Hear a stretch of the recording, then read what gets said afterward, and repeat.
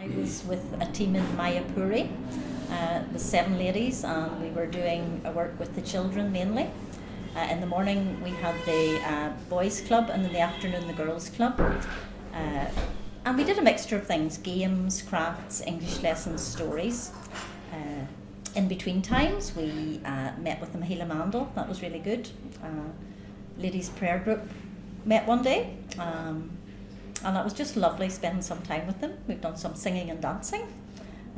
We've had slum visits, which again in Mayapuri is really an interesting experience. Some of the team, it was their first time, so to walk down by the railway tracks, see some of the children outside their homes that they had been teaching the previous day, I think it really struck a chord with people that these kids who were so talented and so enthusiastic, working hard at school with great ambitions, and that's amazed us as well. The conditions they were living in really were quite difficult for some of the first timers in the team to cope with. Carol omitted to mention there were 3 other ladies as well who were medics, so they went separately to a different area. So we had 10 women and 15 men. So the 15 men took part in 2 different building projects. One was renovating a centre at Ananagar. So really 9 men went to do that. It was a big job. And 6 men went to the Savda colony to build a house for a poor family there. So I spent most of my time with the 6 at Savda.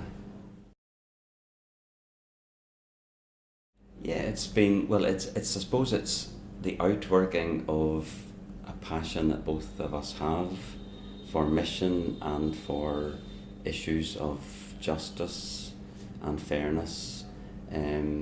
So we're involved in our church in various mission activities, and Asha is one of those, and bringing a team adds a special dimension to that interest.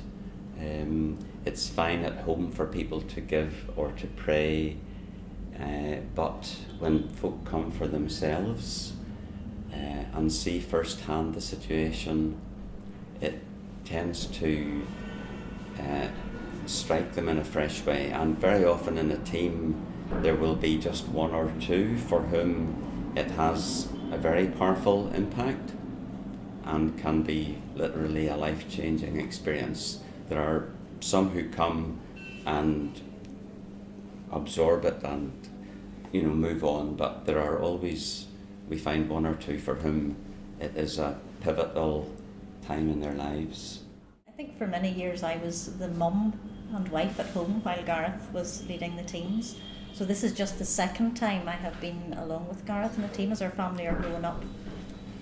But again, I agreeing with Gareth that our interest in issues of justice and developing countries has always been there. And even for our kids growing up when their dad was away, they were quite young to start with, it just became part of something that they were interested in. All of them would like to come here at some stage. I don't know if that will happen. So to be able to come alongside Gareth and be with the team, I have found a good experience, but also a challenging one, I think, in terms of being a team leader, if you like. Just making sure you feel a real responsibility to the people who have come, for them to have the best experience they can, and lots of different personalities. So again, you're looking out for people whom you think are being affected in different ways, and how you can make that experience not just good for them here, but see the ones who want to continue with that when they go home. I would say just go for it. I think very often we make excuses and think I couldn't do that, or I don't have the talents or the abilities. I myself, I'm not a medic, I'm a housewife, a mother. I like interacting with people. I love sitting alongside the women. That would be the passion for me when I'm here, is just to get alongside the women and sit with them. Some of the other people in our team are teachers, but mostly they're just people who want to come out and help. And not all of them have found it easy financially to come. It's been a bit of a struggle for some of them, but they've been prepared to make that sacrifice. So I think if you have the opportunity, don't put it off to another time, just do it. Yeah, I think our culture at home has become very risk averse, where you're encouraged not to do anything, not to take a chance, as it were.